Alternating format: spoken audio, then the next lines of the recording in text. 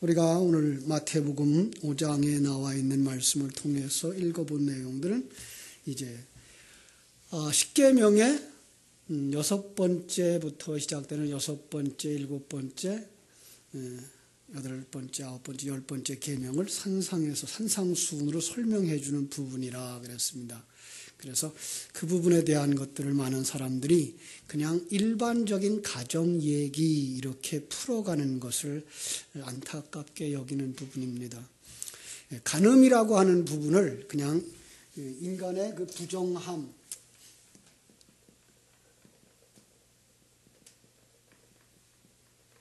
이렇게 말해놓고는 간음, 이걸 인간 사이에, 인간과 인간 간에 일어나는 부정, 이렇게 생각하고 있어서 이제 너무 단조롭다라는 생각을 할 수 있는 거죠. 어떤 분의 그 설교 교환을 제가 간략하게 한번 요약을 해봤어요. 그랬더니 그 내용이 첫 번째, 7번째 계명은 바로 거룩한 혼인관계를 유지할 수 있어야 한다라는 얘기를 했어요. 그래, 우리의 그냥 일반적 혼인관계에 관한 얘기, 그 범주에서 설명을 하고 있더라고요. 그래서 첫 번째가 부부관계에 대한 바른 이해를 해야 된다. 그러면서 요즘은 참 너무 노골적으로 성에 관해서 말해서 반응이 두 가지로 일어나는데, 하나는 성이 너무 개방되어졌다, 이런 얘기를 하고 있고, 하나는 극단적 보수주의자들에 의해서 성 자체가 거부되어지고 아예 결혼도 하지 않고 혼인을 해도 부부 생활을 하지 않는 사람들이 있다. 이런 건 다 잘못된 거다라는 얘기를 하더라고요. 그런 사람들이 있죠, 그죠? 그러면서 이제 그분이 성경의 창세기 1장 27절 8절을 인용하면서 생육하고 번성하여 땅에 충만하라 그랬고, 하나님은 인간을 만들어 놓으시고 보시기에 심히 좋았다라고 했기 때문에 그건 부부관계, 성생활도 하나님 보시기에 좋았던 것이다 라는 의미를 설명해 주고, 두 번째로 자녀 출산에 대해서 바르게 이해를 해라. 자녀 많이 낳아라. 그분은 이제 그렇게 얘기를 했다고 그랬어요. 과거에는 이제 둘만 낳아 잘 기르자 그러더니 요즘은 그 둘도 안 낳고, 그래서 가정들이, 인간이 점점 이제 숫자가 모자라지고 어려움들이 생겨나고 있다, 이런 얘기를 하면서 시편 127편 3절로 5절을 인용해서 하나님이 주신 기업이다. 그러니까 우리가 잘 그 자녀들을 많이 낳아서 키우자. 우리 노인들은 이제 자녀 낳아서 키울 얘기 없잖아요. 그럼 우리 얘기 아니잖아요. 그렇게 볼 수 있어요. 두 번째로 이제 그분이 제출한 것이 음녀에 대한 경계. 그래서 음녀가 뭐냐? 음행하는 여자로 그냥 본 거죠. 음녀. 그래서 거기에 유혹당하지 말고 젊어서 취한 아내와 행복하게 잘 살아라. 그러면서 잠언과 아가서를 인용해서 가정의 행복, 어떤 것이 가정의 행복이냐라는 얘기를 쭉 얘기했어요. 어디서 들었던 것 같아요? 텔레비전에서 많은 그 강사들, 연사들이 나와서 요즘 이렇게 하면 가정생활 잘 할 수 있습니다 라고 하는 그 정도의 수준인 거죠. 자, 제가 지난주 설명해드린 살인에 대해서부터 한번 좀 다시 생각해 보겠습니다. 자, 살인하지 말라라고 말한 말씀, 단순히 사람을 죽이는 것을 말하고 있는 정도가 아니라 나 때문에 죽으신 예수. 사도신경을 강의할 때 그랬어요. 본디오 빌라도의 고난을 받으사 십자가에 못 박혀 죽으시고 라는 그 그릇 안에 누가 들어가 있는 거예요? 본디오 빌라도는 누구를 상징하는 거예요? 나를 상징하는 거라 그랬죠. 그래서 나 때문에 예수님은 죽었다. 나를 위하여 죽었다. 그것은 뭐? 내가 예수를 십자가에 못 박아 죽인 것과 방불한 거다라는 얘기를 했어요. 그래서 이제는 그분이 우리를 구원했으니까 그분의 십자가의 죽음과 부활이 결코 모독당하지 않도록 우리가 살아야 된다라는 말을, 더 이상 살인하지 마라, 더 이상 재물을 잡지 마라 라는 의미로 설명한다 그랬습니다. 이 사실을 깨달아 아는 사람들이 구원받은 자의 삶, 그렇죠? 이걸 아는 사람들이 이제 그 율법이나 이 사람들이 생각하고 있는 어떤 제물을 드림, 절기를 지킴 이런 것들이 율법적이지 아니하고 복음적일 때 그 사람은 살인하지 않는 사람이다라는 것이고, 이걸 복음으로 이해를 하지 못하고 계속해서 아직도 율법적 관념 속에서 제물을 드리고, 우리는 지금 제물을 안 드린다고 여기서 벗어났다고 생각을 하는데 그걸 뭐라고도 말할 수 있어요? 헌금을 드리고 봉사를 하고 하는 것들이 바로 이런 율법적인 관심념, 율법적인 개념 속에서 하고 있다면 그는 아직도 뭘 하는 자다? 살인하는 자다라는 얘기를 지난번에 말씀을 드렸습니다. 그렇습니다. 그건 바로 예수님을 십자가에 또 못 박아 죽이는 거다. 그래서 우리가 구약적인 제사, 구약적인 율법적인 그러한 관념에서부터 우리가 벗어나서 이것들은 뭐 하다? 이것들은 다 그릇이었고 이 그릇에 담은 진리를 깨달은 자들이 뭐 하지 않는 거다? 살인하지 않는 것이다 라는 얘기를 했어요. 그죠? 그것을 또다시 예수를 십자가에 못 박아 죽이지 않는 것이라고 했고요. 그거를 이해해야만 이제 마태복음 5장에 나와 있는 이야기들이 해석이 된다 그랬어요. 우리 한번 지난주에 보았던 본문 한번 볼게요. 5장 21절. 옛사람에게 말한 바 살인하지 말라. 누구든지 살인하면 심판을 받게 되리라 하였다는 것을 너희가 들었으나 나는 너희에게 이르노니 형제에게 노하는 자마다 심판을 받게 되고 형제에 대하여 라가라 하는 자는 공회에 잡혀가게 되고 미련한 놈이라 하는 자는 지옥불에 들어가게 되리라. 이렇게 얘기를 했어요. 자, 그 다음에 23절. 그러므로 예물을 제단에 드리려다가 거기서 내 형제에게 원망 들을 만한 일이 있는 것이 생각나거든 예물을 제단 앞에 두고 먼저 가서 형제와 화목하고 그 후에 와서 예물을 드리라. 자, 여기 형제에 향하여 라가라. 형제, 라가라가 무슨 뜻이라서 라가? 바보, 그죠? 밥통. 그 정도만 우리 욕해요? 우린 그걸 훨씬 넘어서는 사람들이죠. 그럼 그런 사람은 뭐 하는 사람이다? 지옥에 간대요. 그럼 우린 다 천국 못 가겠네요. 예. 이 부분을 우리가 잘 이해를 해야 되는 거예요. 5장 22절에서 말한 것처럼 나는 너에게 말하는 형제에게 노하는 자마다 심판받게 되고 형제에 대해 라가라 하는 자는 공회에 잡혀가 되고 미련한 놈이라 하는 자는 지옥불에 들어가게 된다는 거예요. 자, 여기서 말해요. 그게 누구예요? 누구에게 그러는 사람? 형제에게. 그 형제가 누구냐 이 말이에요. 이걸 분석해 제대로 해석해낼 수 있어야만 다음의 말들이 맞아가 되는 거예요. 그렇지 않으면 난 형제들에게 그럼 욕했는데 그럼 내가 천국 갈 수 있는 거야 없는 거야 이런 상황에 닥치는 거죠. 우리는 어떻게 생각하고 있나요? 여기서 얘기하는 형제는 오직 하나. 예수예요, 예수. 예. 자, 그렇게 놓고 보면은 어떤 사람들이 천국에 못 가는 거예요? 예수를 향하여 바보라 하고, 예수를 향하여 욕하고, 예수를 향하여 분노하는 자들.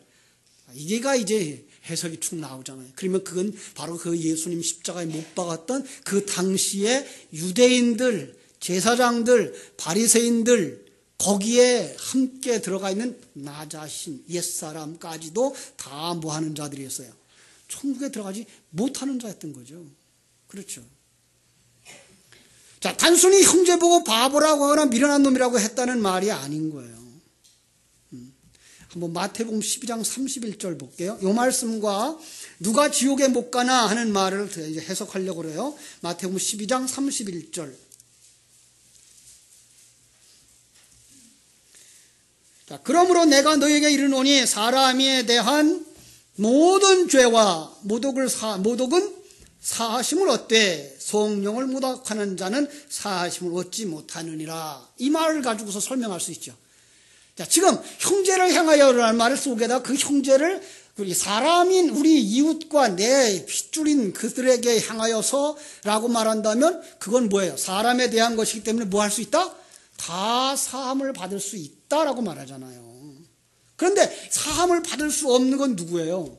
성령에 대하여, 그죠? 성령을 모독하는 자, 그는 사심을 받지 못한다. 그러면 사심 받지 못하면 그 사람 어디 가는 거예요?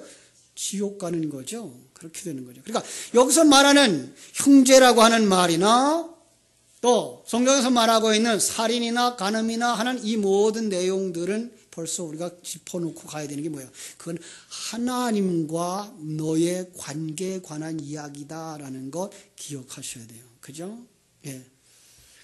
우리는 사실은 욕하는 뭐 바보 정도의 욕보다는 더 끔찍한 생각들을 우리 마음에 품고 있잖아요. 그래서 하나님은 마음에 품은 것까지도 뭐다? 죄라고 말하는 거예요.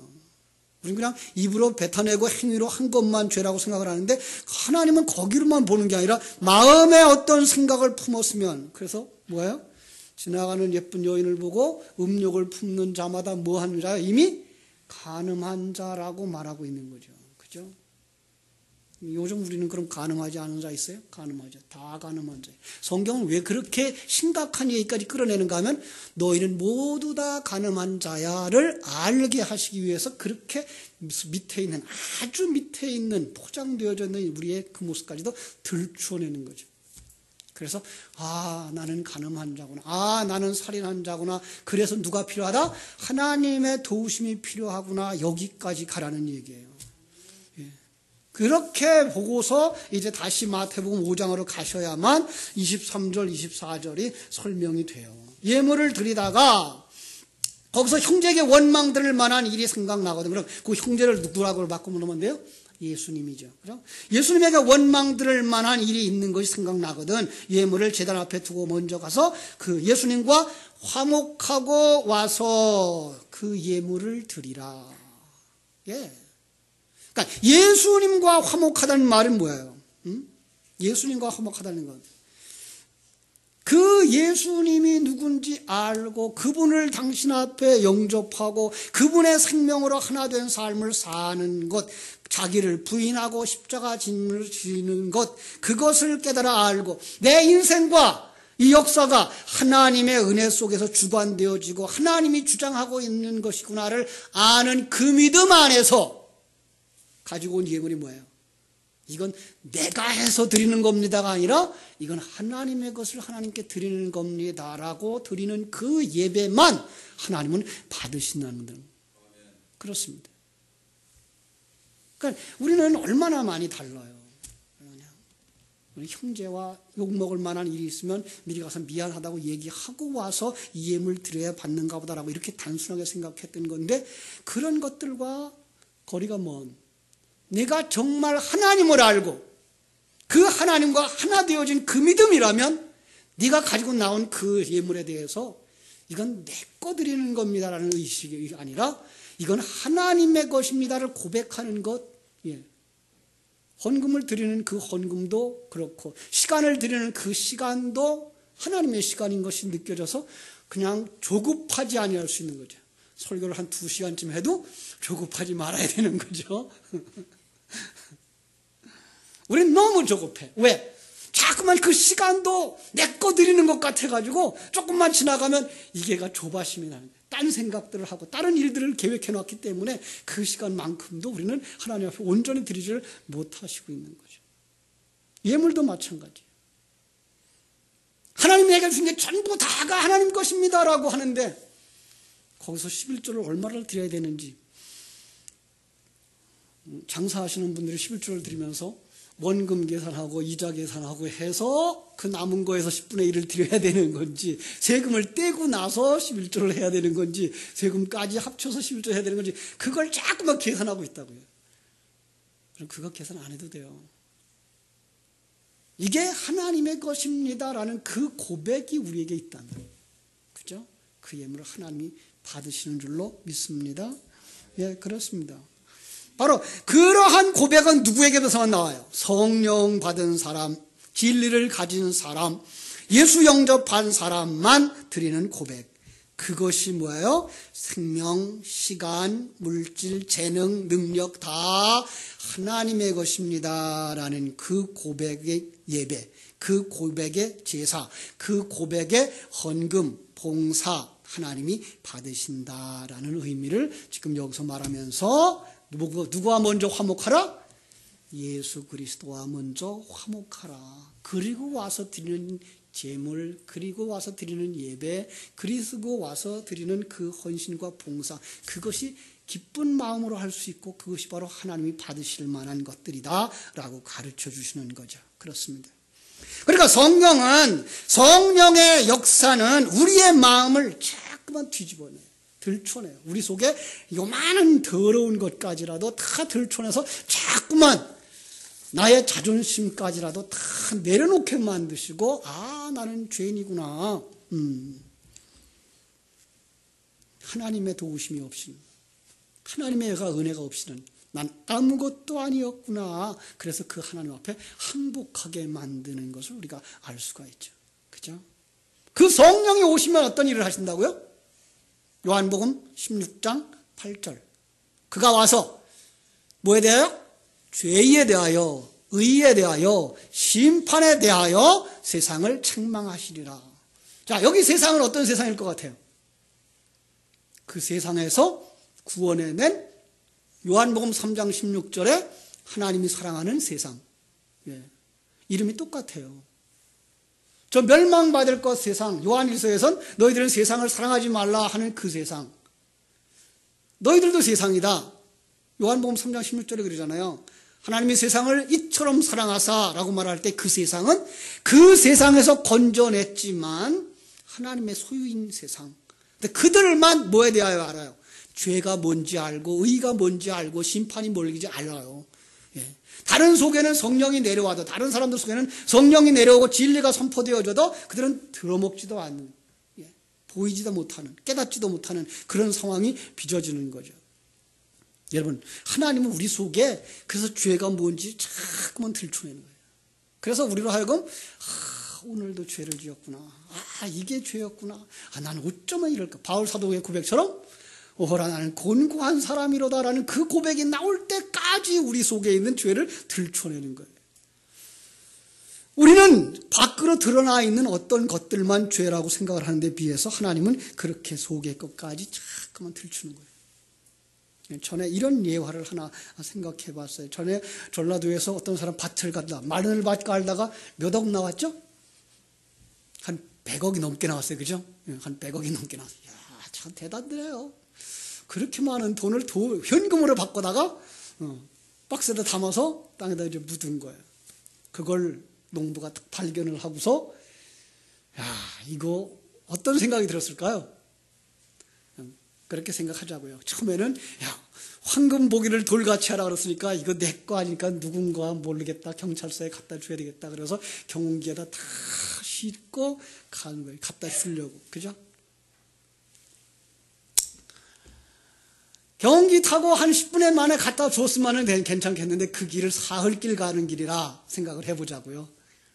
아브라함이 이삭 죽이러 가는 길처럼 한 사흘길 가는 길. 가면서 오만 생각 다 했겠잖아요. 그렇죠?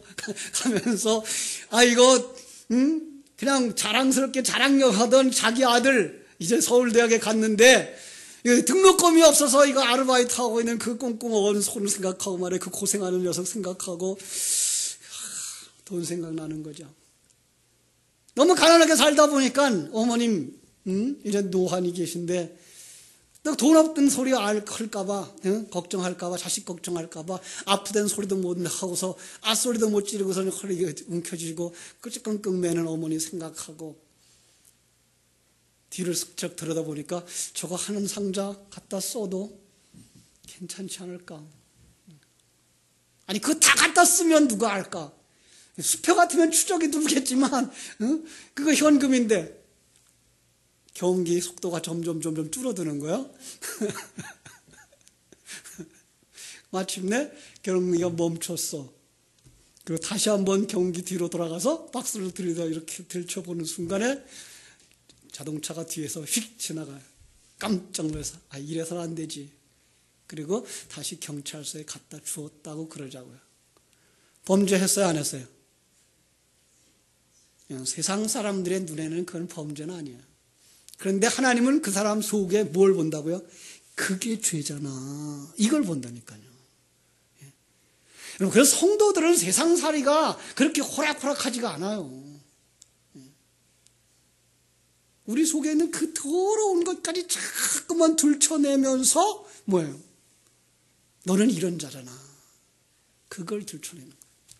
오늘 본문도 그런 생각을 가지고 보셔야만 돼요. 자, 또 가늠하지 말라 하였다는 것을 너희가 들었으나 나는 너희에게 이르노니 음욕을 품고 여자를 보는 자마다 마음에 이미 간음하였다. 그러니까 음욕을 품는 것, 야동이라 그러죠. 야동 보는 것, 그것도 뭐다? 이미 간음한 거다. 예.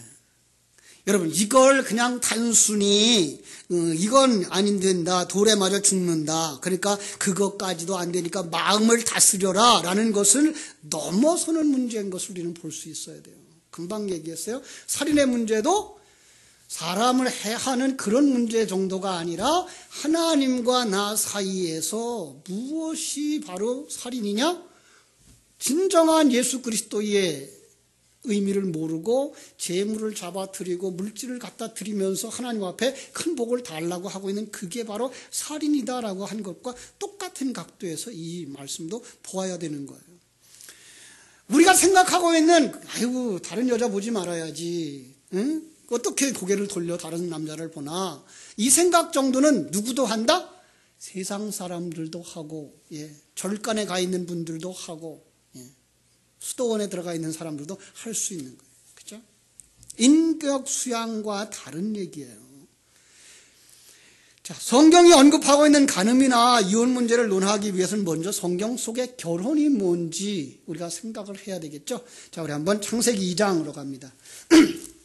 2장 21절에서 24절까지 보겠습니다. 창세기 2장, 결혼은 하나님 처음으로 언급한 결혼이 무엇이냐? 여호와 하나님이 아담을 깊이 잠들게 하시니 잠들매 그가 그 갈빗대 하나를 취하고 살로 채우고, 여호와 하나님이 아담에게 취하신 그 갈빗대로 여자를 만드시고 그를 아담에게로 이끌어 오시니 아담이 가로되 이는 내 뼈 중에 뼈요 살 중에 살이라. 이것을 남자에게서 취하셨은즉 여자라 칭하리라 하니라. 이러므로 남자가 부모를 떠나 그 아내와 연합하여 둘이 한 몸을 이룰지로다. 이게 혼인이에요. 성경이 말하는 혼인 이야기는 이 땅에 정해준 남자 여자가 한 가정을 이루어 살아가는 삶의 법칙이란 그 그릇에다 뭘 담아두신 거예요? 하나님과 너희들의 관계는 부부관계와 같은 것이고 이것이 합당한 부부 생활이다. 그것이 이루어져야 되는데 지금 너희가 그걸 떠났다. 이게 바로 뭐예요? 그게 이혼했다라는 말이 되고, 떠나서 세상을 사랑하고 세상에 빠져 사는 사람을 갖다가 간음했다라고 설명하고 있는 거예요. 그러니까 이 세상 속에서도 간음에 대한 것들을 우리가 그렇게 합당한 얘기 아닌 건 우리가 알잖아요. 그것도 지켜야죠. 그죠? 근데 그것보다 성경이 말하고 있는 건 바로 그 하나님과 한 몸 되어져야 할 호세아와 고멜이 하나님 집에서 살아야 되는데 고멜이 뭐예요? 다른 집으로 가는 거예요. 다른 남자 찾아가는 거예요. 이 모습인 거죠. 이걸 갖다가 이혼이라는 말을 쓰고 있고 다른 남자를 찾아가고 있었기 때문에 그걸 간음했다, 음녀다 이런 말을 쓰고 있는 거예요. 그죠? 그런데 어떻게 만들어요? 하나님이 여자를? 남자를 잠재우고. 그러니까 성경 속에서는 잠재운다고 하는, 히브리인들의 잠재운다고 하는 그 개념은 뭐다? 죽었다는 거예요. 누가 죽어야 여자가 나오는 거예요, 그럼? 예수님이 죽어야 교회가 나오는 그림인 거예요. 예. 바로 그런 그림을 거기다 담아두는 거예요. 그런데 그럼에도 불구하고 이 여자는 뭐 하더라? 타락해서 남자를 떠나는 거죠. 고멜처럼 이 세상에 있는 것, 이 세상을 사랑하고 자기를 사랑하는 자를 떠나는 거예요. 그죠? 그걸 갖다가 또 다른 말로 말하면 탕자가 아버지 집을 떠나는 그림이라 이렇게 표현하기도 하는데, 이제 부부의 관계를 통해서 설명하려고 이걸 갖다가 이혼했다라고 말하고 다른 사람을 좋아해서 떠난 자를 갖다가 간음한 여인이라 이렇게 말하고 있는 거예요. 하나님 떠남이 뭐라고요? 이혼.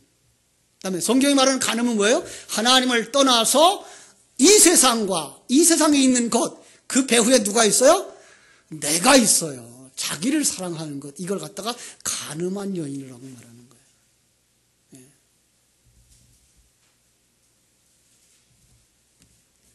그러니까 오늘 뭐 세상에 있는 것 가지고 예를 들면 안 돼요. 세상에 있는 것 가지고 얘기하면 그 사람 이혼했어. 그러니까 안 돼. 이런 얘기들을 하는 거죠. 아니요. 물론 세상에서도 가정을 이끌지 못하는 책임이 있어요. 그런데 하나님은 만약에 그가 그 이혼을 함으로 말미암아서 그가 철저하게 죄인인 것을 깨닫게 하신다면 그 이혼도 사용하신단 말이에요. 결국 우리는 이혼했다고 해서 손가락질을 할 이유가 아닌 거예요. 왜요? 내가 그 사람 아니잖아요. 내가 그 사람이 당한 그 상황 모르잖아요. 그래서 우리는 함부로 이혼한 사람에 대해서 손가락질 할 수가 없고, 그죠? 또 그런가 하면 여기 오늘 우리가 읽은 자리에서는 뭐예요? 그 이혼한 여자와 결혼한 사람도 뭐라 그래요? 간음한 자라 그래요. 자, 이 말은 정말 우리가 이해하기가 참 어려운 말인데요. 누가 그 자리에 가는가를 가만히 살펴보면은요, 우리는 알 수가 있어요. 자, 우리 한번 볼까요? 32절, 마태복음 5장 32절. 나는 너에게 이르노니 누구든지 음행한 이유 없이 아내를 버리면 이는 그로 간음하게 하며 또 누구든지 버림받은 여자에게 장가드는 자도 간음함이니라. 이런 말을 하는 거죠. 자, 이것도 누구의 얘기다? 하나님과 우리 사이의 관계를 설명하고 있는 어떤 내용인 거예요. 네. 그럼 우리는 지금 뭐 한 거예요? 우리는 아랫부분이에요. 아랫부분이에요. 버림받은 여자예요. 누구든지 버림받은 여자예요. 지금 우리는 세상으로부터 버림받은 여자가 되어 있는 거예요. 그런데 그를 누가 사랑하러 와요? 예수님이. 그럼 예수님도 뭐 한 거다? 간음한 자다라는 얘기가 여기까지 들어가는 거예요. 그걸 이 세상에 있는 간음이라는 얘기로 설명하면 설명이 안 돼요. 그 얘기는 어디 가서 얘기해야 돼요? 요한복음 8장에 가서 보셔야만 그 얘기를 설명할 수가 있는 거가 돼요. 그죠? 요한복음 8장으로 가보겠습니다. 요한복음 8장에 보면 간음한 여인의 이야기가 나오죠. 그죠? 그런데 그 간음한 여인의 이야기가 나오기 전에 7장에서 어떤 일들이 있었는가를 먼저 설명을 보셔야 돼요. 7장에서 그들이 그 유대인의 절기를 지키고 있었거든요. 초막절을 지키는데 그 초막절에 그들의 행사, 횃불을 높이 드는 행사, 물을 갖다 제단에 붓는 행사, 그런 걸 하면 보면서 그거 그릇이야. 그것 속에 진리를 너희가 보아야지. 그것만 보면 안 돼. 그리고 예수님 뭐라고 해요? 37절, 7장 37절. 명절 끝날 곧 큰 날에 예수께서 서서 외쳐 이르시되 누구든지 목마르거든 내게로 와서 마시라. 나를 믿는 자는 성경의 이름과 같이 그 배에서 생수의 강이 흘러나오리라. 이렇게 말하면서 이는 그가 믿는 자에게 받을 성령을 가리켜 말씀하신 거라. 이렇게 말씀하죠. 그러니까 성경이 말하고 있는 성전에서 강물이 흘러나온다. 그 요단강이 뭐예요? 에덴 동산에서 네 강이 흘러나온다. 또 요한계시록에 나오는 생수의 강이 흐른다라고 하는 그 모두가 다 성령에 관한 이야기지. 그냥 세상에 있는 물 갖다 부어서 막 또랑 쳐서 거기서 물 흐르게 하는 그런 거 아니다라는 얘기를 여기서 딱 해주는 거예요. 그럼 그 성령이 어떻게 우리 속에 들어와서 일하시는 것인가를 보여주는 그림이 바로 8장에서 나오는 간음한 여인을 어떻게 구원하시는가 하는 그림인 거예요. 자, 우리 한번 보자고요. 8장의 이야기를 우리가 다 알죠? 그 얘기를 다 깊이 하지 않을게요. 그러니까 7장에서 그들이 절기를 지키고 거기서 제사를 지키고 그 절기를 지키면서 행동들을 하고 있는 그 행위들은 다 무엇하는 행위였다? 그게 간음하는 행위였다라는 거예요. 예. 뭘 사랑하는 거예요? 그게 율법을 사랑하고 제물을 사랑하고 절기를 지키고 있는 그 행위였다. 그게 간음함이다라는 걸 그들에게 이렇게 우리에게 가르쳐 주는 거예요. 그래서 재미난 건 53절이에요. 7장 53절. 7장 53절에 뭐가 있죠? 이런 말이 있어요. 다 각각 집으로 돌아가고, 다 각각 집으로 돌아가고. 거기 집이라는 단어가요, 사람들이 사는 집도 있지만 놀라운 단어가 거기 숨어 있어요. 우상들의 신전이라는 의미도 그 집 속에가 들어가 있어요. 참 놀라워요. 그러니까 지금 이 유대인들이 살아가는 그 행동들은 무엇들을 하고 있는 것들이었다?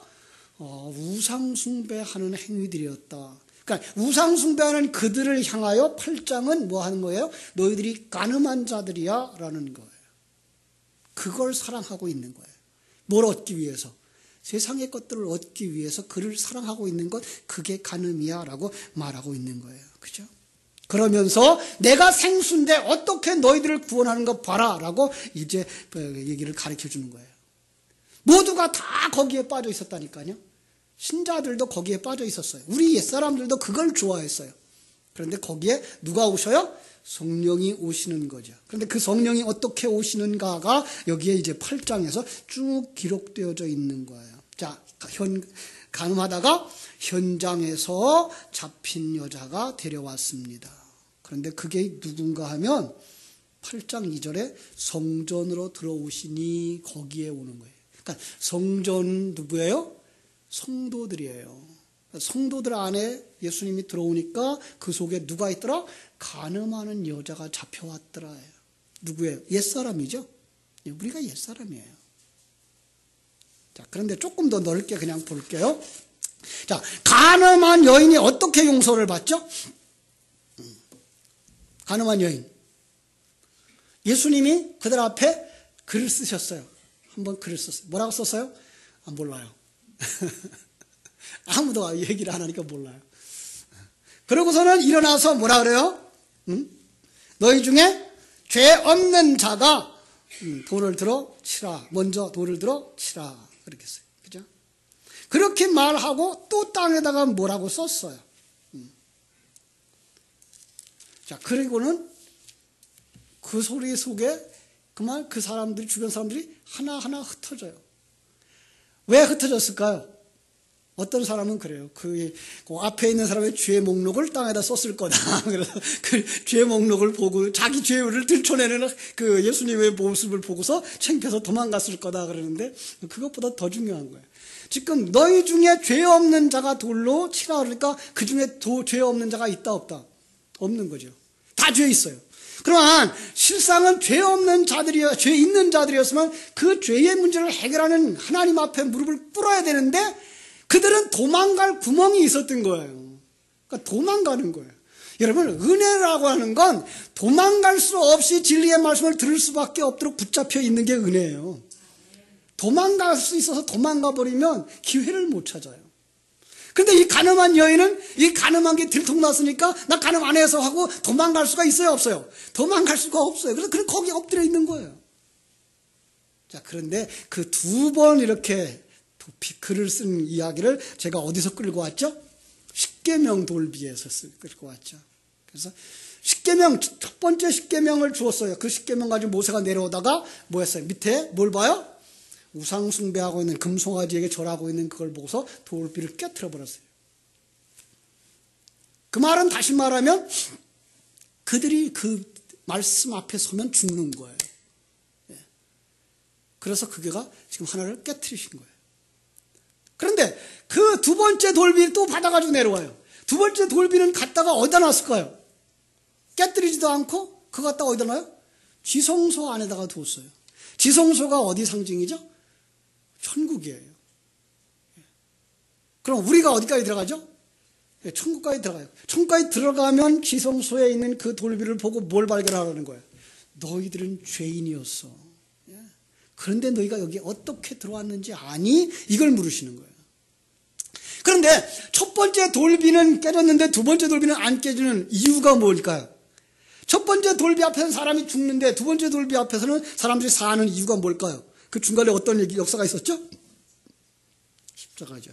그걸 출애굽기에서는 모세의 중보 기도 이렇게 나와요. 그죠? 그러니까 모세의 중보 기도. 모세는 누구의 상징이에요? 예수님의 상징이에요. 예수님, 우리 위하여 먼저 죽으신 거예요. 그러니까 그 저주를 누가 받은 거예요? 예수님이 다 받으신 거예요. 우리가 받아야 할 그 모든 저주를 예수님이 우리를 품에 안으시고 그 저주를 다 받으셨어요. 그래서 우리가 살아나는 거예요. 예. 그랬기 때문에 우리는 말씀 앞에 서도 계속해서 살아날 수 있는 그런 사람이 된 거예요. 그렇습니다. 자, 그 여인에게 그래서 예수님이 이렇게 말해요. 마지막에 가서 예수님이 뭐라 그랬어요? 야, 너를 정죄하던 자들이 어디 갔니? 물어보죠. 그렇죠? 없다 그러죠? 그때 예수님이 뭐라 그래요? 나도 너를 정죄하지 아니하노니 다시는 죄를 범죄하지 마라. 와, 이거 말 안 맞죠? 우리는 너무나 그냥 아예 하나님은 사랑이시니까 그런 넘어가 버려요. 근데 예수님이 한 말이 법이에요. 너희 중에 죄 없는 자가 먼저 돌로 치라. 그럼 예수님 죄 있어요, 없어요? 없죠. 그러면 돌로 쳐야 되죠. 그런데 왜 안 쳤을까요? 이미 그 속에서 그 여인과 하나 되어져서 예수님이 간음한 자의 죄를 가져간 거예요. 그래서 예수님이 죄가 됐고 그 여인은 뭐예요? 죄 없는 자가 되었기 때문에 그를 정죄하고 돌로 치지 않는 거예요. 예. 이게 바로 간음한 여인에 대한 구원인 거예요. 예. 나중에 이제 그 전에 살펴봤던 얘기인데 또 한번 살펴보겠습니다만 민수기에도 가보면 간음한 여인들에 대한 그 분별하고 처벌하는 법이 있죠. 거기에 보면은 마지막에 그 이제 더러운 물, 더러운 때와 성수가 하나 합쳐져요. 그래서 휘저어져 그 물을 그 간음했던 여인에게 마시게 하죠. 근데 간음한 여인이 마시면 그 간음한 여인이 죄를 정말 간음했으면 뭐예요? 넓적다리가 떨어져 나간대요. 그 지옥에 간대요. 그런데 그가 범죄하지 않았으면 어떤 일이 일어나죠? 아, 이게 희한한 거예요. 어떻게 그 물 마셨는데 잉태가 돼요? 이게가 그냥 우리가 알고 있는 이 세상의 어떤 법칙이 아닌 진리의 법칙인 거예요. 그게 복음의 물이에요. 그게 복음이 우리 안에 들어오면 죄인은 견딜 수 없어서 그 복음을 뛰쳐나가요. 예. 왜죠? 복음이 우리에게 요구하는 게 뭐예요? 자기 십자가 지고 죽으라는 거예요. 그런데 예수 그리스도의 사람들은, 하나님이 택한 백성들은 그것이 옳습니다라고 받아들여서 그가 아들로 태어나는 거예요. 이게 바로 그게 임신한 그런 그림으로 그려지고 있는 거예요. 그러니까 결국은 성경이 말하고 있는 간음하지 마라라고 하는 이야기는 이 세상에서 우리가 생각하고 있는 그런 정도를 훨씬 뛰어넘는 거예요. 그렇다고 해서 이 세상에서 간음하란 말은 아니에요. 그것도 안 되지만 그건 불신자들 정도의 수준에서의 이해고, 이 세상 윤리 도덕적인 정도에서의 이해고, 우리가 성경 속에서 보고 하나님과 우리 사이 속에서 이 계명을 통하여 무엇을 설명하고 있는 거예요? 하나님의 사랑, 이걸 설명하고 있는 거잖아요. 그래서 10계명은 뭐예요? 마음을 다하고 뜻을 다하고 성품을 다하여 주 너의 하나님을 사랑하는 것이라고 말하는 것이고, 그죠? 그리고 그걸 알고 이제 아직도 이런 상황에 있는 자들에게 그걸 전해주면 그게 뭐예요? 이웃사랑. 이렇게 해서 10계명은 하나님 사랑과 이웃사랑이라고 하는 두 단어로다가 딱 묶어버린 것이죠. 바로 그 사랑도 무엇이다? 하나님을 아는 것. 그 하나님을 아는데 어느 정도로 아는 것? 그분이 내 주인이시며 나를 지금도 만들어가고 계시며 내 인생길을 이끌어가고 계시는 그 하나님, 내 아버지, 내 남편, 예. 그 상황을 깨달아 아는 것을 갖다가 사랑이라고 말하고, 그것을 그대로 이웃에게 전해주어서 그도 나같이 그 하나님을 이해하고 살아가서 그가 구원받을 때 그걸 갖다가 이웃사랑이라고 하는 건데, 바로 그렇다면 이웃사랑이 나오기 전에 우리는 이것이 충만되어져야 되는 거죠. 그러니까 지금 10가지 계명을 쭉 설명하면서 우리는 인간사에 나오는 그런 얘기를 요구하는 것이 아니라 이렇게 해서 하나님이 너희를 얼마나 사랑하고 있는지를 알라라고 계명을 10가지로 주신 거란 말이에요. 예. 그냥 우리가 생각하고 있는 그냥 인간과 인간 사이에 일어나는 그런 간음이나 그런 우스운 이야기들이 아닌 정말로 너희가 나를 남편으로 사랑하느냐라고 물으시는 거예요. 내가 너를 그 고멜과 같은 여인이었고 여기 요한복음에서 나오는 현장에서 간음하다 잡힌 여인과 같은 너희들인 것 안다. 그럼에도 불구하고 나는 너를 사랑하기 때문에 어느 정도 사랑해요? 자기의 몸을 다 팔아서 그 전체 값을 다 지불해서 너를 사겠다라는 그 사랑을 가지고 이제 하나 되어져서 살자라고 요구하시는 그 하나님을 내가 또 버리겠느냐? 예. 이게 요한복음 8장에서 나오는 말씀처럼 가서 다시는 죄 짓지 마라라고 하는 얘기인 거예요. 예. 여러분 지금 주님과 함께 동거하시지 않나요? 예. 그런데 우리가 그분을 보다는 보리자루처럼 취급을 해요. 그분이 정말 여러분의 그 사랑하는 가족, 남편, 아내처보다 더 가까워서 더 시시콜콜 있는 얘기 다 하면서 그리고 그분의 주도하시는 따라서 살아가는 그 오밀조밀한 그 축복의 삶을 살아가는 게 아니라 내버려둬. 나 하고 싶은 대로 다 할게. 그냥 나 필요할 때 돈이나 줘. 힘만 줘. 이러고 있는 거예요. 이게 뭐 하는 거다? 간음하는 거라니까요. 이렇게 살지 말고 나를 정말 너의 반려자 같이 가고 있는 그 정과 살을 붙이고 살아가는 그로 알라라는 얘기를 하기 위해서 간음하지 마라라고 하는 얘기를 하고 있는 거예요. 그 하나님을 뜨겁게 사랑하는 하나님의 사랑받는 어여쁜 신부들이 되시기를 주님의 이름으로 축원합니다. 기도하겠습니다.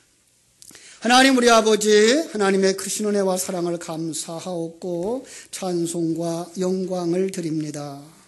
우리를 이렇게 사랑하시는 그 하나님의 사랑을 깨달아 알지 못하고 죄 짓는 자리에 들어간다면 그가 바로 간음을 하는 자라고 말씀하시는 그 음성을 들을 줄 아는 귀가 열리게 해 주시옵소서. 그리고 요한복음 8장에서의 간음했던 그 여인, 그를 얼싸안고 그의 간음의 죄를 자신이 뒤집어 쓰고 십자가에서 죽어주셨기 때문에 하나님과 그 여인이 하나 되어진 것처럼 우리도 이 세상 속에서 세상을 사랑하고 자기를 사랑함으로 말미암아 하나님을 떠나 간음한 자가 되었었는데 우리의 모든 죄를 주님이 뒤집어 쓰고 십자가에서 죽어주셨기 때문에 이제 우리는 주님과 한 몸 되었다는 이 깊은 진리를 깨달아 알아서 정말로 하나님을 뜨겁게 사랑하는 잠시 잠깐도 떨어질 수 없는 잠시 잠깐도 잊을 수 없는 내 신랑으로 기억하고 사랑할 수 있는 하나님의 사랑이 넘치게 하여 주시옵소서. 예수님의 이름으로 기도하옵나이다. 아멘.